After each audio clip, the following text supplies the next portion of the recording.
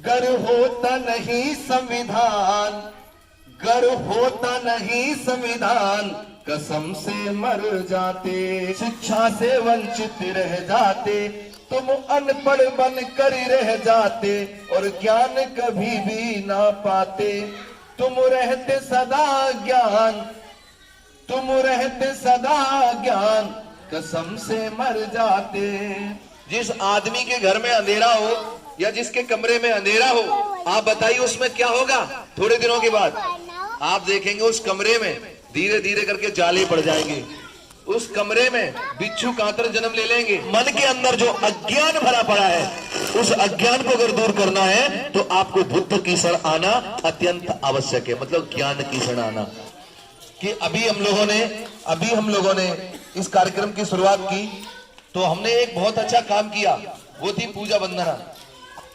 पहले तो मैं आपको ये बता दूं, ये पूजा वंदना, ये पूजा होती क्या है, क्या मतलब है पूजा का? पूजा मतलब पूरी जानकारी का होना, पूजा मतलब श्रद्धा। और पूजा का अगर मैं सही अर्थ बताऊं तो पूजा का सही अर्थ है किसी का सम्मान। सम्मान ही पूजा है। अगर आप बाबा साहब बुद्ध का सम्मान कर रहे हैं तो ये बुद्ध और बाबा साहब की पूजा है। कैसे समझिएगा? जैसे आप जो बुजुर्ग लोग बैठे हैं, उनका कोई नाती, बिगड़ा हुआ नाती गुटखा खाता हो और बाबा के पास में गोदी में बैठ जाए और बाबा की दाढ़ी पे हाथ फिरा और कहे, हाथ से बाबा मुझे 100 रुपया दे दो, तो बाबा कहेंगे अच्छा, ऐसे लग रहा है जैसे बाबा का कितना लाड़ और कितना सम्मान करता है। अगर बाबा का सम्मान करता है तो फिर बाबा की बात मानना, गुटखा खाना बंद कर दे। मतलब मैं आपको ये बताने की कोशिश कर रहा हूं कि सम्मान व्यक्ति का नहीं होता, सम्मान होता गुणों का। तो हम बाबा साहब और बुद्ध के गुणों का सम्मान कर रहे हैं, इसका मतलब उनकी पूजा कर रहे हैं। अब इनके गुण क्या है वो थोड़ी सी बात समझनी है। हम लोगों ने बोला नमो तस्य भगवतो अरहतो सम्मा संबुद्धस, मैं सम्यक संबुद्ध को नमन करता हूँ। बुद्धं शरणं गच्छामि, धम्मं शरणं गच्छामि, संघं शरणं गच्छामि। इसका अर्थ है मैं बुद्ध की शरण जाता हूँ, मैं धम्म की शरण जाता हूँ, मैं संघ की शरण जाता हूँ। मतलब बुद्ध की शरण जाने से मतलब क्या है?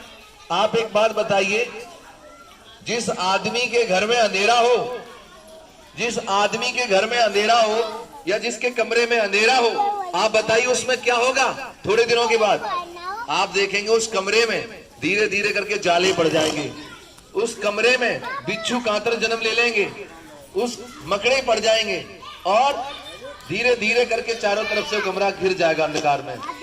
अगर उस कमरे को अंधकार से मुक्त करना है, बिच्छू से, कांतर से, जालों से मुक्त करना है, तो उसमें रोशनी पैदा करनी पड़ेगी। समझ रहे हो ना? मैं वही बात आपको बता देना चाहता हूं, जिस तरीके से अंधेरे को दूर करने के लिए रोशनी की जरूरत है, वैसे ही हमारे मन के अंदर जो अज्ञान भरा पड़ा है, उस अज्ञान को अगर दूर करना है तो आपको बुद्ध की शरण आना अत्यंत आवश्यक है। मतलब ज्ञान की शरण आना। आप ज्ञान की शरण आएंगे तो इसकी एक बात और बताऊं कि इंसान को जब धूप लगे और धूप ज्यादा हो और धूप से यदि बचना हो तो किसकी शरण जाते हैं फिर हम? छाया की शरण। वैसे ही अगर संसार में दुखों से बचना है तो बुद्ध की शरण लेना अत्यंत आवश्यक है। लेकिन बुद्ध की मतलब ज्ञान की शरण। धम्मं शरणं गच्छामि क्या है? सदाचार की शरण। ये धम्म क्या है? थोड़ा सा पाली भाषा का शब्द है। एक बार मैं भरिया के पास में फिलक्सरा गांव में कथा कहने गया तो 4-5 दिन कथा चली। 5वें दिन कुछ यादव भाई आए और मुझसे पूछने लगे कि ये आचार्य जी पूरे दिन चिल्लाते हैं धम्म धम्म, ये धम्म क्या है? तो वो ये सोच रहे थे कि ऊपर से जब कोई चीज नीचे गिरती है तो आवाज होती है धम्म, तो यही धम्म है क्या? पूरे दिन यही धम्म धम्म करते हैं? धम्म का मतलब है सदाचार। सदाचार मतलब मन वाणी काया की पवित्रता। और संघं शरणं गच्छामि, संघ कहते हैं समूह को, संघ मतलब ज्ञानियों का, अच्छे लोगों का संघ। आप कबीर जी की बात सुनते हो, अगर एक इंसान बुरी संगत लगातार बैठता रहेगा तो 100% बुरा ही हो जाएगा। और एक व्यक्ति बुरा हो और अच्छी संगत बैठना शुरू कर दे तो व्यक्ति अच्छा बन जाता है। तो आप यहाँ आए, पहला दिवस है 2022 का और आपने यहाँ एक संकल्प लिया। क्या लिया? पाणाति पाता वेरमणि सिक्खापदं समादयामि। मैं प्राणी हिंसा नहीं करूंगा। मैं प्राणी हिंसा मतलब मैं ना ये चाहूंगा कि मुझे कोई मारे और मैं ये भी नहीं चाहूंगा कि मैं किसी को मारूं। दूसरी बात हमने कहा अदिन्ना दारा बेरमणि सिक्खापदं समादयामि, मैं चोरी नहीं करूंगा। मैं चोरी नहीं करूंगा। अभी आज की खबर है पहाड़पुर में चोरी हुई है 2-2.5 लाख की। तो आप एक बात बताइए, जिस व्यक्ति ने बड़ी मेहनत करके अपना पैसा इकट्ठा किया हो और उसका कोई चोरी कर ले तो कितना दुख होगा उसे। तो भूल करके भी कभी किसी को दुख नहीं देना, चोरी नहीं करना है। तीसरी बात है कामेश मिच्छाचारा वीरमणि, नीति विरोध कामाचार विचार नहीं करना। अगर कोई स्त्री है तो पुरुषों का सम्मान करे, अगर कोई पुरुष है तो स्त्री का सम्मान करे, यही समाज का कायदा और नियम है। अगर मिथ्या दृष्टि से कोई स्त्री किसी पुरुष को और कोई पुरुष किसी स्त्री को देखेगा तो समाज में आए दिन अराजकता का माहौल पैदा होगा। बुद्ध का तीसरा सील अगर लोग मानना प्रारंभ कर दें तो आप टीवी टेलीविजन अखबारों पर जो रोज सुनते हो कि फलानी बच्ची के साथ गैंगरेप हुआ, दिन दहाड़े बलात्कार हो गया, ऐसी घटना देश भर में कहीं नहीं होगी अगर बुद्ध के तीसरे सील को लोग मानना प्रारंभ कर देंगे। चौथी बात, झूठ चुगली बुराई बकवास नहीं करना। और पांचवी बात है कच्ची पक्की शराब नहीं पीना है, गुटखा बीड़ी सिगरेट तंबाकू शराब नहीं खाना है। मैं आप लोगों को यह बताना चाहता हूँ, मोस्टली भाई लोग, पुरुष लोग, आदमी लोग, मैंने देखा आदमी लोग ही गुटखा खाते हैं, महिलाएं क्यों नहीं खाती? अगर कोई 1% महिला खाती हो मैं उसके बारे में नहीं कहूंगा, लेकिन मोस्टली या जितने लोग हैं, बुरा मत मानना, आपका छोटा भाई हूं, हर आदमी के मुंह में गुटखा मिलेगा। अरे भैया ये बताओ क्या ये ट्रेडिशन, ये परंपरा है क्या? क्यों खाते हो गुटखा? और महिलाएं क्यों नहीं खाती? महिलाएं चाहे तो खा नहीं सकती, लेकिन आप एक बात बता दीजिए, क्या कोई आदमी ये कह सकता है कि मेरी पत्नी ने गुटखा खा खा करके, शराब पी पी करके मेरा घर बर्बाद कर दिया? कोई सिंगल आदमी कह सकता है पूरे नगलमपुर में? लेकिन महिलाओं से अगर पूछना चाहोगे तो महिलाएं जरूर कह देंगी कि मेरे आदमी ने गुटखा खा खा करके, शराब पी पी करके मेरा घर बर्बाद कर दिया। समझ रहे हो ना बात को? मैं ये कहना चाहता हूं कि जितने भी लोग बैठे, आदमियों को ऐसी लत पड़ी हुई है, आदत पड़ी हुई है कि हम तो आदमी हैं तो गुटखा खाएंगे। भैया आप एक कैलकुलेशन करिए, या जितने भी लोग बैठे, मैं कह रहा हूं हम लोग ज्यादा से ज्यादा एक दिन में हद से ज्यादा अगर पैसा कमाते हो तो 500 रुपए कमाते होंगे, और 500 कमाते हैं उसमें से धर्म प्रेमियों भाइयों मैं आपको बताता हूं डेली एक व्यक्ति कम से कम 50 रुपए का मिनिमम गुटखा खा जाता है। अगर 50 रुपए का गुटखा डेली खाएगा तो 30 दिन में कितने का खा जाएगा?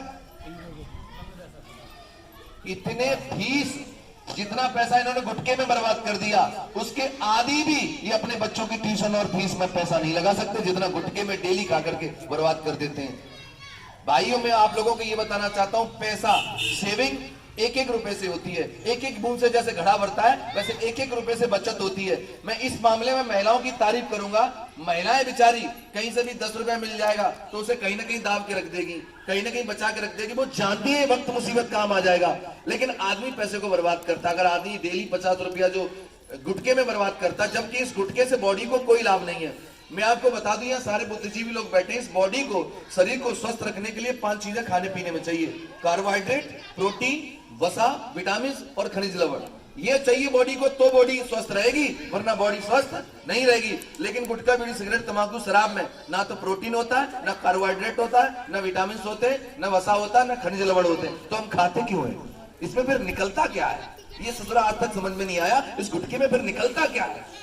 इसमें कोई भी विटामिन, कोई भी पोषक तत्व नहीं है, फिर भी हम लोग खाते हैं। मैं सिर्फ ये निवेदन आप लोगों से कर रहा हूं कि अगर वास्तव में हम अपने महापुरुषों के विचारों पे चलना चाहते हैं, जैसे मैं सूरज राई, सब लोग जानते हैं आपका पड़ोसी गांव का हूं, और ये भी जानते हैं कि मैं कथाएं कहता हूं, और आप ये भी जानते हैं कि मेरे पिताजी से गांव में कपड़े का काम करते थे, कपड़ा बेचते थे, और मैंने भी बेचा।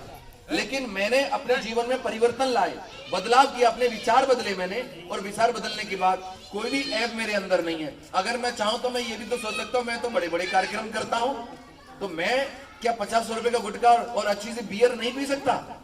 लेकिन मैं ऐसा नहीं करूंगा, क्योंकि ऐसा मेरे माँ बाप ने मुझे सिखाया नहीं, और मेरे महापुरुषों की ऐसी शिक्षा नहीं है, इसलिए मैं तरक्की की राह पर जा रहा हूं। मैं आप लोगों से निवेदन करता हूं, अगर आपको अपनी पीढ़ी को, अपने बच्चों को इस कुरीतियों से बचाना है तो कहीं ना कहीं अपने महापुरुषों को आज पढ़ना पड़ेगा, उन्हें समझना पड़ेगा, तभी नगला कुम एक आदर्श गांव बनकर के जनता के सामने आएगा।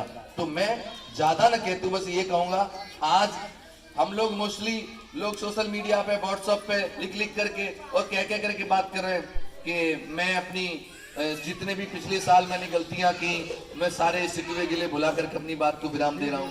तो मैं भी वही कह रहा हूं कि पिछली साल में क्या हुआ, क्या नहीं हुआ, वो सारी चीजें परिवर्तन कर लें आप लोग। और आज नया साल है, नया वर्ष है, तो आप लोग आज से ये उम्मीद करें और कोशिश करें कि मैं ये 2022 में कुछ अच्छा करूंगा। तो आज मैं कहता हूं कि कोई भाई ऐसा ही संकल्प ले ले। तो मैं ये कहूंगा कि अगर ज्यादा कुछ न कर सके तो इतना ही कर दें कि आज कोई संकल्प ले लें और कोई चीज छोड़ दें, और छोड़ देंगे तो कम से कम जीवन में एक परिवर्तन जरूर आएगा।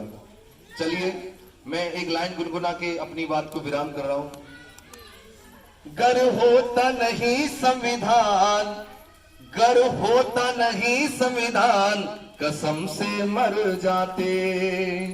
गर होता नहीं संविधान, कसम से मर जाते। अरे ना मिलता सम्मान, अजी ना मिलता सम्मान, कसम से मर जाते। पढ़ने का हक तुझे मिलता नहीं, शिक्षा से वंचित रह जाते। पढ़ने का हक तुझे मिलता नहीं, शिक्षा से वंचित रह जाते। तुम अनपढ़ बन कर रह जाते और ज्ञान कभी भी ना पाते। तुम रहते सदा ज्ञान, तुम रहते सदा ज्ञान, कसम से मर जाते। गर होता नहीं संविधान, कसम से मर जाते। तेरे तन पे वस्त्र नहीं होते, पर आज गले में टाई है। तेरे तन पर वस्त्र नहीं होते और आज गले में टाई है। ये शानो शौकत सब तूने अरे भीम बदौलत पाई है।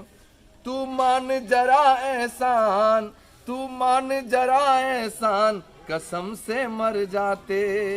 गर ना होता संविधान, कसम से मर जाते।